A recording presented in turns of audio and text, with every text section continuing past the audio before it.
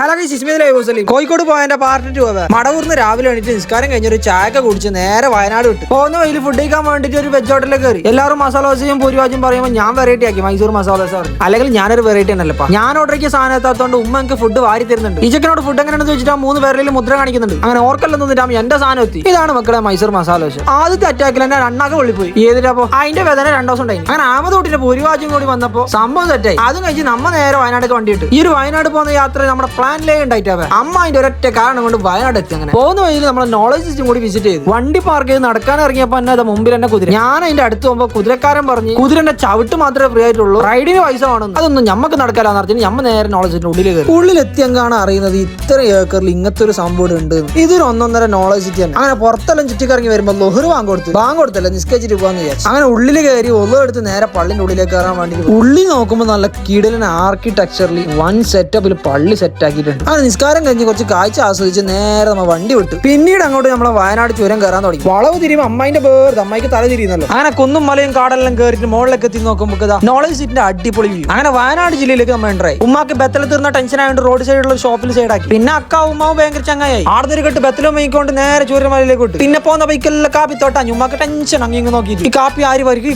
വരിക്കും. അങ്ങനെ ചൂരമലയിലേക്ക് എത്തി. അവിടെ എത്തുമ്പോൾ ഭയങ്കര ശൂന്യത. അത് എങ്ങനെ പറയേണ്ടതെന്ന് അറിയുന്നില്ല. അതൊക്കെ ഇപ്പൊ കുറെ ആൾക്കാർ വരുന്നുണ്ട്. അതിന്റെ അപ്പുറം വിടുന്നില്ല. ഒരു നാട് മൊത്തം ഇല്ലാണ്ടായ ഒരു ശൂന്യത അവിടെ കാണുന്നു. ആ പാലത്തിന്റെ അപ്പുറം കാണുന്ന നാടാണ് മുണ്ടക്കൈ. ഒരു രാത്രിയിൽ ഒരു നാടൻ ഇല്ലാണ്ടായ ഒരു അവസ്ഥ. അത് നാടെ പോയിട്ട് തന്നെ കാണേണ്ടത്. ഇതാണ് മുണ്ടക്കൈ സ്കൂൾ. ഇതൊക്കെയാണ് വയനാട് ചൂരൽമലയിലെ ഇപ്പോഴത്തെ അവസ്ഥ. ആടെ പോയിട്ട് നമുക്ക് പറഞ്ഞ് കാണാൻ കഴിഞ്ഞിട്ടാ. അതുകൊണ്ട് അടുത്ത വട്ടം ചോറും വെച്ചിട്ട് നമ്മൾ നേരെ നാട്ടിലേക്ക് വന്നു. അപ്പൊ വീഡിയോ കണ്ടാലൊന്ന് ഫോളോ ആക്കി അടുത്ത വ്ളോഗിലാണ്. ബൈ.